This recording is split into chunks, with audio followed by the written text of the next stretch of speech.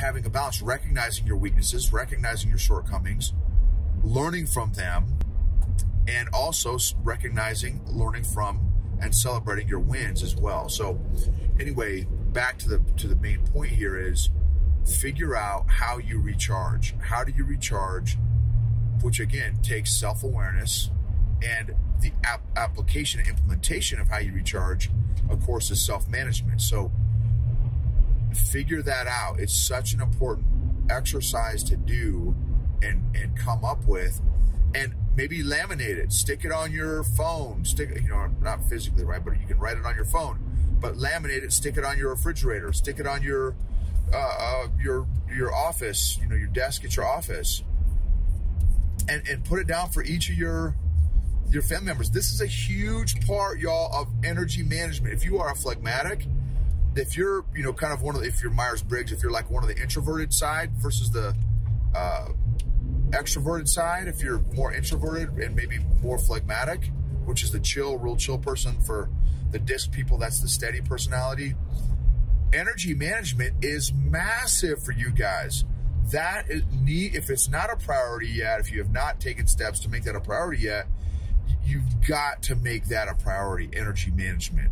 That will help you grow your emotional intelligence almost as working on your self-awareness and self-management, which in a way, energy management is part of self-awareness and self-management. You think about it, it takes those two things in order to work on your energy management.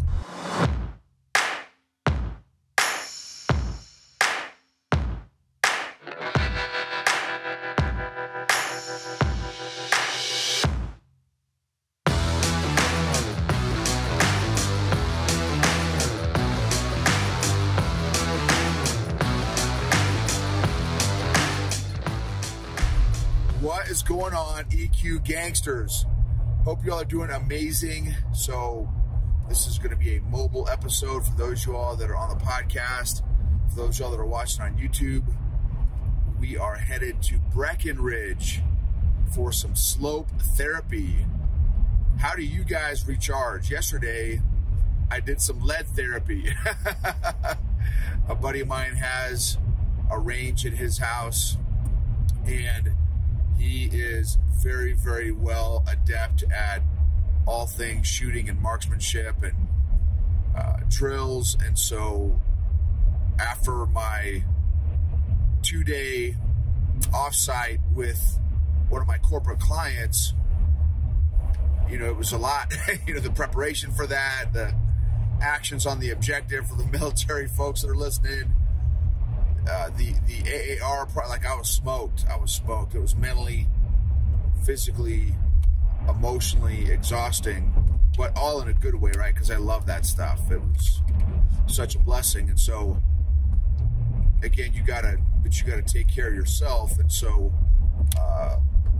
that the following day, being able to go to the range with my buddy, learn some shooting drills was amazing. And then today with the family, again, we're headed to Breckenridge, which is one of the ways that we recharge as a family, which is awesome. And that's important, right? To figure out, okay, how do you recharge individually? How do you recharge as a family?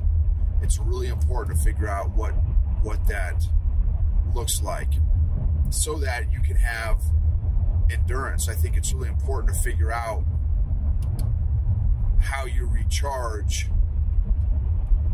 for your own mental, emotional, and even spiritual stamina and endurance. So make a list. That may be a great homework assignment for today, is make a list of ways that you recharge individually, and then ways that you recharge as a family. And again, those are different. And then for you to be able to help out your children, for those other parents, what are ways that your children recharge? Can you tell just by watching them what invigorates them? When and how do they feel, energized and joyful and happy? What puts a smile on their faces? So you can really help develop your children's recharge list as well as a parent by being in tune, socially aware, right? Others aware, relationally aware of your children. And then, as spouses, you can help out your spouse to figure out, hey, honey, here's some ways that I think that I've seen you really get energized and encouraged or inspired. That is such an important list. And that's just half of it, right? So, this episode is, that's what this episode is about. It's about recharging. How do you recharge? And it's really important to make that a priority. I used to, when I was in my 20s and 30s, I would go, in some cases, 2 or 3 days with no sleep, all in the name of the grind and the hustle. And to be able to say, again, as a recovering people pleaser addict, but at the time being a raging people pleaser addict, so that way I could say, hey guys, I'm on my second or third day with no sleep. Check me out. Look how hard of a worker I am. That should increase my social status among my peers, right? So look how hard of a worker I am. Right, but that's crazy, because like just now having my jiu-jitsu background now, people that do that completely wear themselves out and around, like they're, again, the new white belt, the white belt spaz concept, and they go into survival mode of fight, flight, or freeze. And obviously jiu-jitsu is flight. I mean, it's fight. You can only flex and tense your muscles and hyperventilate for so long before you start to get wore out. You know what I mean? And so some of those new white belts, so imagine, apply this lesson to life. If you're wrestling, grappling with somebody, and in my case, I'm older than 99% of the people that I do jiu-jitsu with. They're all younger than me, and in many cases stronger than me, faster than me, but I can outlast the majority of them because of my breathing and my mindfulness. While they're hyperventilating and stressed and anxiety and tensing their muscles, I'm just staying super calm. I don't let their aggression and energy, emotional aggression and emotional energy and stress and anxiety, I don't let it elevate me at all. I don't let it affect me at all. So while they're elevated and amped, I'm staying steady and consistent. So how are you doing with that in terms of life? This episode's going to play into the next episode also. Do you allow the unknowns in life, the curveballs of life, to get you amped and elevated emotionally? Or are you able to stay calm? Are you able to self-manage? Do you have enough self-management tools where when life throws you curveballs, you're able to stay calm? My daughter knows, and my wife too, rule number one for me is stay calm. You got to stay calm. If you don't stay calm, you are going to lose literally hundreds of different courses of action and options that you could choose if you were thinking clearly. Because when you get emotional and amped, again, your brain as a survival mechanism only goes to fight, flight, or freeze, which, may not be the best course of action, obviously, given that moment. I would rather have more options in my tool bag than less options in my tool bag. If I only have a screwdriver, then, that screwdriver is only going to be effective in issues that require a screwdriver. But the hundreds of other issues that do not need a screwdriver or can't use a screwdriver, I just completely limited myself, right? You don't want to be the limfac, using a military term there, limiting factor. You don't want to be a limfac, a limiting factor, in your own world. You don't want to cause yourself to be the limiting factor. So by working on your self-awareness, your self-management skills, now in tough life situations, family situations, work situations, health situations, whatever the situation, the scenario is, you can always remain in control or confident, and that which impacts your confidence, right? How do I feel now? And now it's taken me 4.5 years to do this. How do I feel when I go to jiu-jitsu class?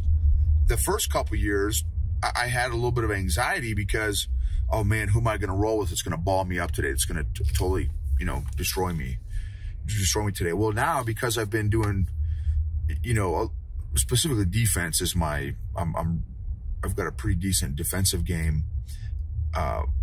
With the vast majority, there's a couple guys that my defense has zero impact on, but I don't stress now. I don't have any stress or anxiety because I know that my defense is going to keep me alive in the fight. And if an opportunity for an offensive move shows up, great. But at a minimum, I know that in 98 to 99% of the rolls I do, I'm not getting tapped or submitted because of my defensive game, because that's what I've been focusing on the past 4.5 years. And so I can approach every class, every role that I do with somebody from a complete place of strength and calmness and confidence. So think about if you were able to approach every situation, every life situation, family situation, work situation, parenting situation, faith situation, from a position of strength and calmness and peace. It's game changer, absolute game changer. If we approach that particular instance from a position of stress or anxiety, that already sets us up for again, a potential for not the best outcome. If we're approaching it from already panicking, like there's some white belts that roll with me that literally, as soon as we bump knuckles, that's what we do in jiu-jitsu, you bump knuckles, is they start hyperventilating. and we literally just bump knuckles. I'm like, bro, you got to control your breathing, bro. Like, you're already starting to panic, right? Which is going to impact their ability and their effectiveness to roll with me if they're already stressing themselves out so much, right? So anyway, think about how you can, again, increase your self-awareness. And I've done lots of episodes on different self-awareness exercises and stuff. And self-management. I've done a number of self-management exercises as well in previous episodes. Think about how you can do both of those more effectively. Increase your self-awareness and increase your self-management. A special operations buddy of mine told me this great principle, this great tip. If you can name it, you can tame it. If you can name it, you can tame it. If you can name the emotion, you can tame the emotion.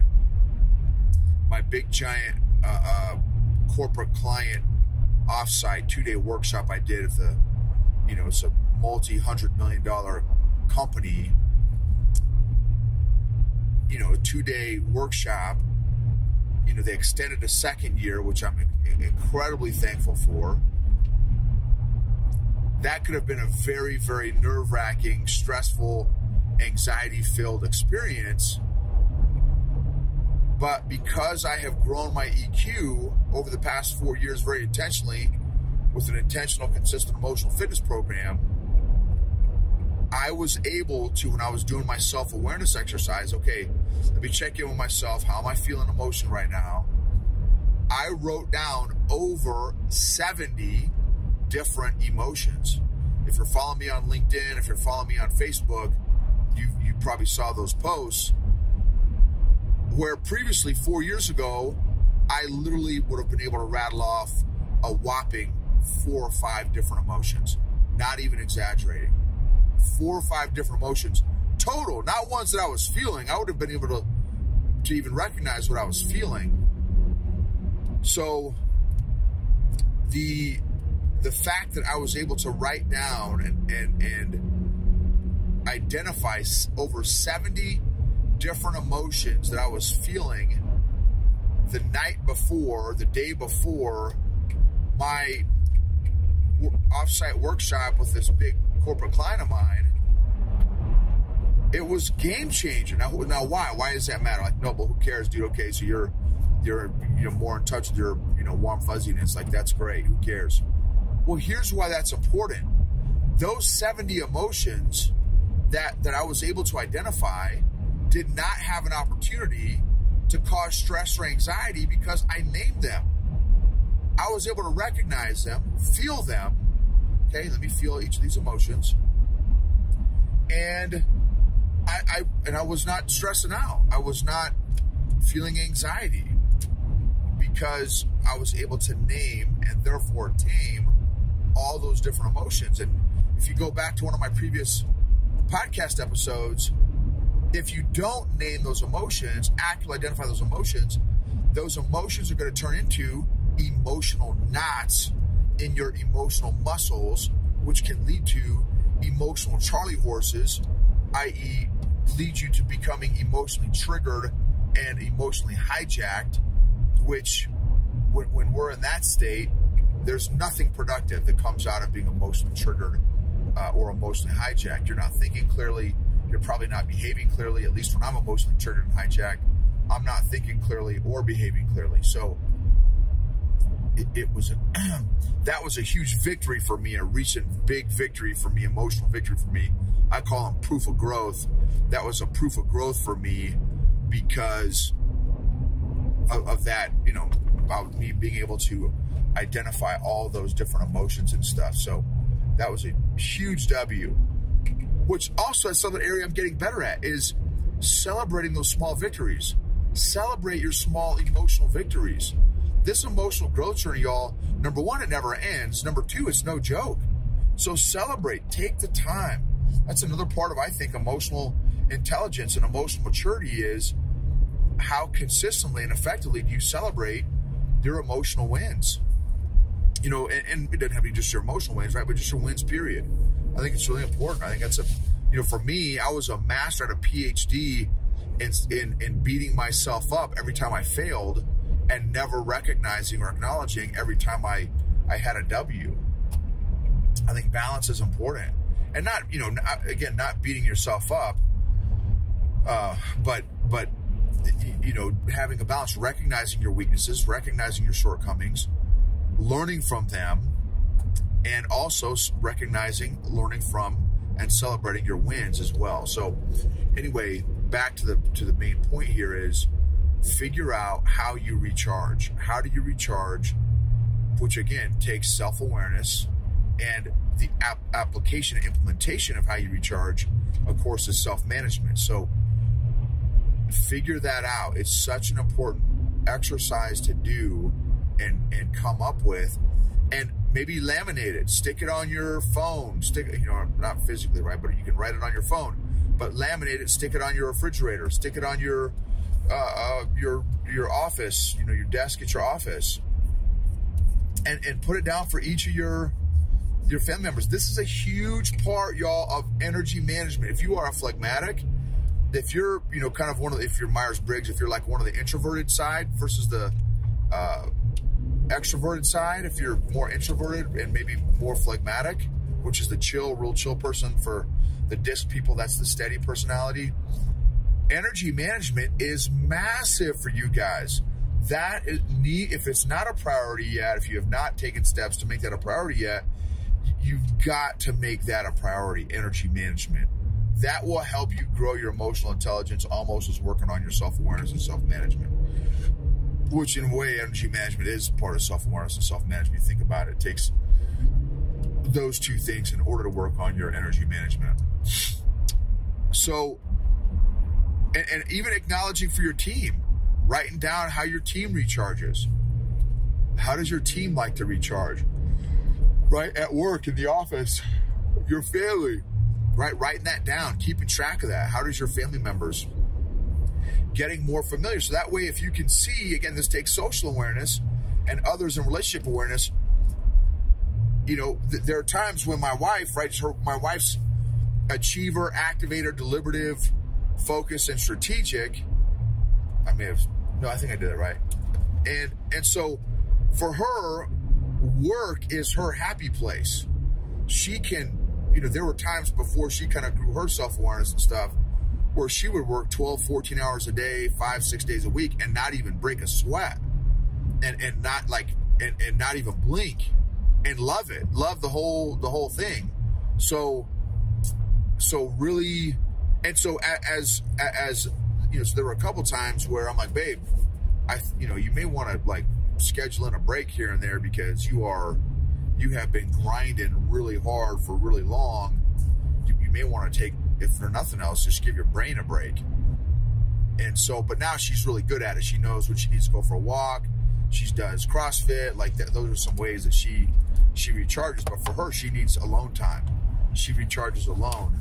And so that's one of the ways that she recharges. So you may have to help your family member. The more familiar you can get with, okay, what are the ways what's the lead up to my spouse, my children getting stressed out, starting to get grumpy, starting to get hangry, right? What are those triggers that lead up to, you know, them feeling some kind of way? And you may have to help them out with that. Recognize, hey, you're getting a little grumpy, you're getting, you know, like for me, and I just did this. And thankfully my wife is socially aware enough to recognize when I'm not 100%. And for me, I withdraw. That's how she knows something's up, is if I withdraw, that means my brain's working on something. You know, I'm trying to work through something emotionally or whatever.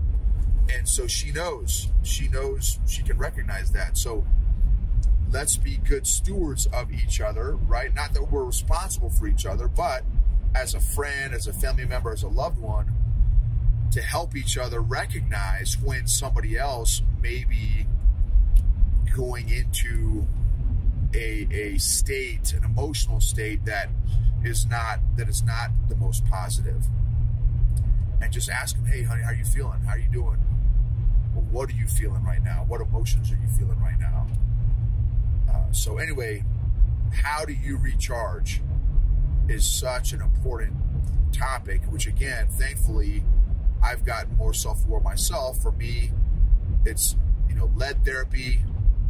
And that's also a family thing that we like to do to recharge as well, is lead therapy. We like to go to the range together. That's another good one that we enjoy doing. And again, slope therapy, we'll go hit the slopes and stuff. So figure it out. And those aren't the only two things. There's a lot of other things, but figure that out for you, for your family and stuff, because it's absolutely critical. And remember, unaddressed emotional issues don't get better over time. They actually compound. Unaddressed emotional issues do not get better over time. They actually compound. I also want to give a big shout out to the Lima Charlie Network, who sponsored this episode. And you can go to limacharlienetwork.com to get more details about them. Also, emotionally healthy people help heal other people emotionally.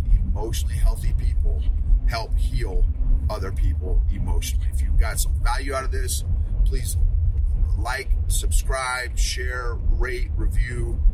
It would mean a ton to me. I know it only takes 15 to 30 seconds. It's a little bit of an inconvenience, but if you would mind taking that time, again, subscribing on our YouTube channel, you know, on our podcast and stuff.